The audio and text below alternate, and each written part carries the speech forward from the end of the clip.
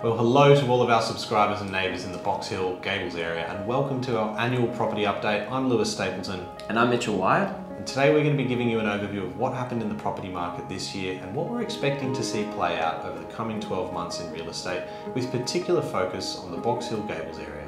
It's been a massive year in real estate and we have a lot to get through. So the first thing we want to touch on is the market this year, the market last year, and what we've been seeing play out.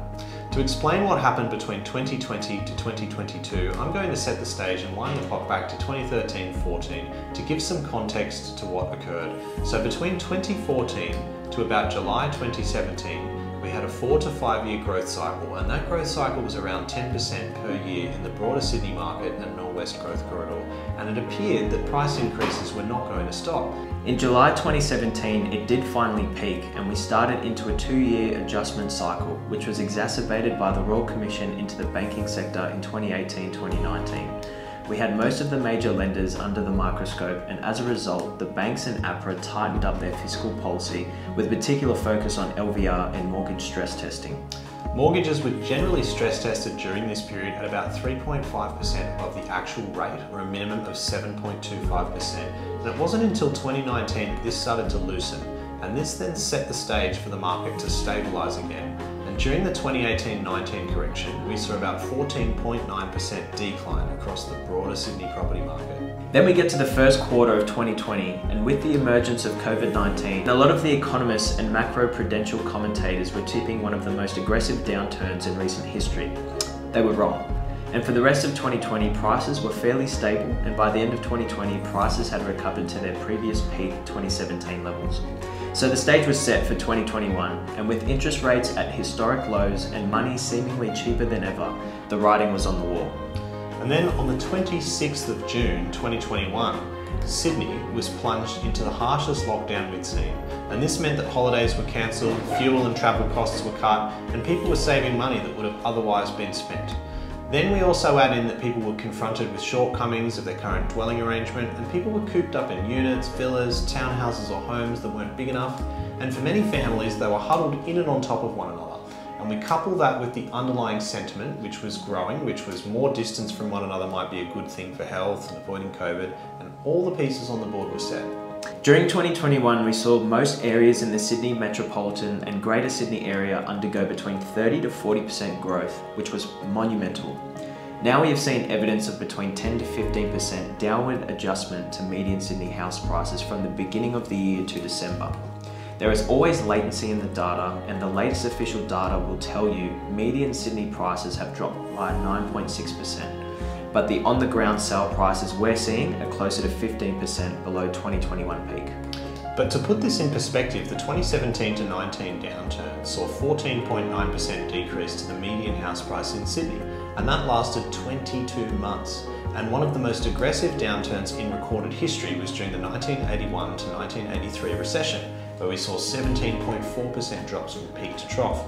The difference in the current adjustment in Sydney is more the speed of the decline. The 10 to 15% that we've seen has been within the space of 11 months, making this one of the quickest adjustments on record. But this also needs to be viewed in context, and the context is that the speed of the decline is directly proportionate to the speed of the 2021 incline, which was also up there with the quickest on record. But even the 1980s boom, the annual growth averages approximately 30% per year. So 2021's boom was a 1 in 40 year event as far as speed of growth is concerned. In 2022, we saw between June to the present 8 interest rate rises in quick succession. And this shift was immediately felt in decreased consumer confidence and sentiment on the ground. Buyers were in some instances reluctant to buy, and we saw some buyers trying to wait to pick the bottom of the market. And there was a sense that if we wait, we may buy cheaper later in the year. We also found that buyers were simply limited by what they could borrow. So even if they wanted to pay vendors asking prices, in many instances they couldn't. And then as the year progressed, we saw from about October onwards supply starting to dry up, and many sellers that were aspirational chose to withdraw, and the media did a decent job of scaring vendors out of the idea of selling. So ironically, the supply shortage betrayed the seasonality you'd usually expect in spring, which is traditionally the time when many homes hit the market. Instead, the supply shortage has injected some newfound confidence back into the market, and there's a shift in sentiment where buyers are accepting that higher rates are the new norm, and although they're at a 10-year high, they certainly aren't anywhere near what they were in 1989 when they reached 17 to 18%. Now moving focus to Box Hill and the Gables, the Box Hill and Gables areas have seen some tremendous results over the last 12 months, and when we talk about the semi-rural lifestyle, we find buyers are looking in Box Hill for the postcode.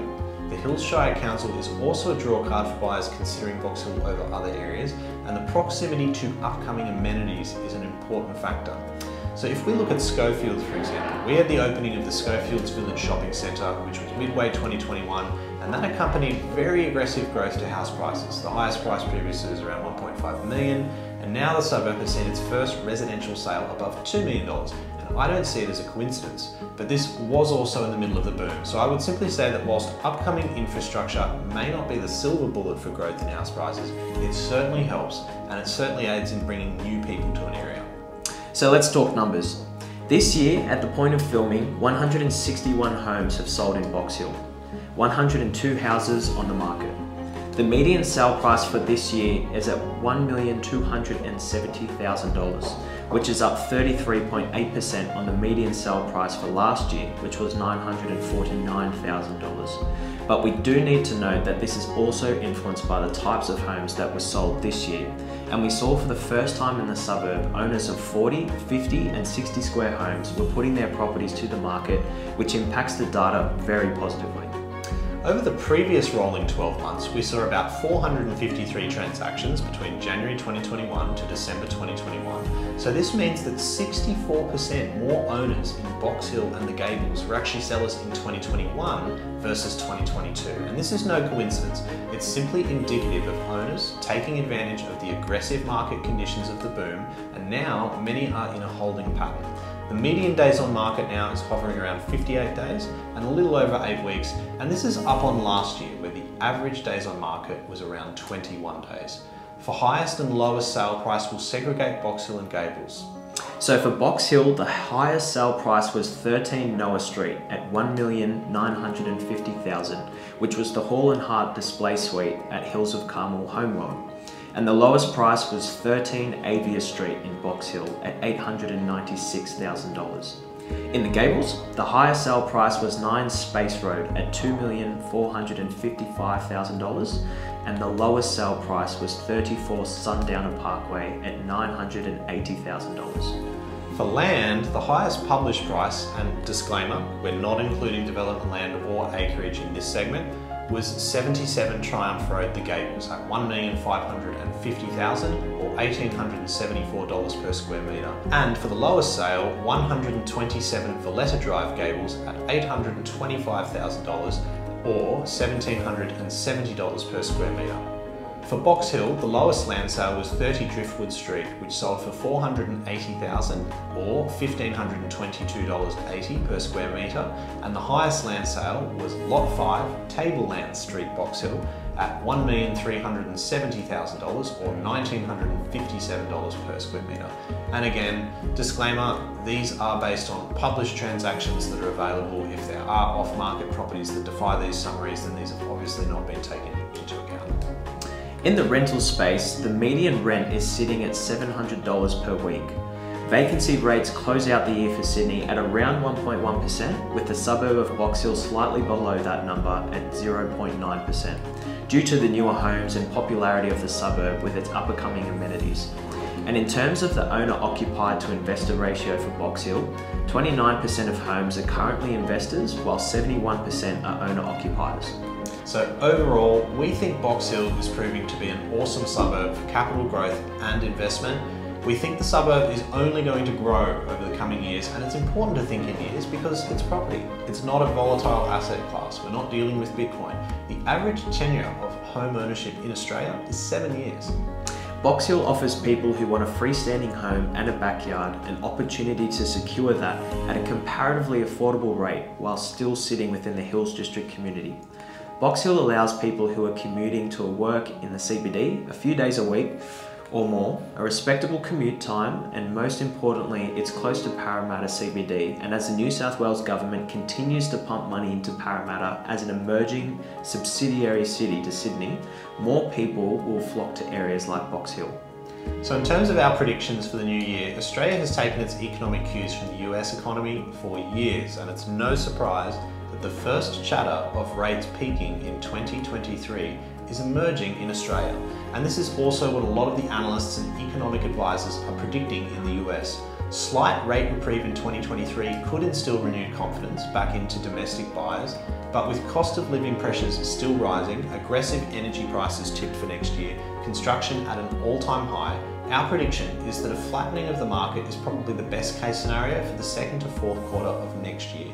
There are also a lot of honeymoon rates taken out by Sydney property owners during COVID-19, and many people will be jumping off the 2% two-year fixed term train and straight into the 4.5 to 5% reality, which could place increased pressure on households and see some property owners opting to sell rather than adjust to their new repayments. Ultimately, unless supply loosens, I don't think we'll see pricing adjustment as aggressive as what we saw in 2022, and at present, prices are still between 15 to 25% above pre-COVID levels, and I believe 2023 will certainly be an interesting year for property. If you like what you saw and you want to find out more about what's happening in the market, and if you would like to receive a market opinion on your property, get in contact with Lewis and myself today, and we'd love to help you.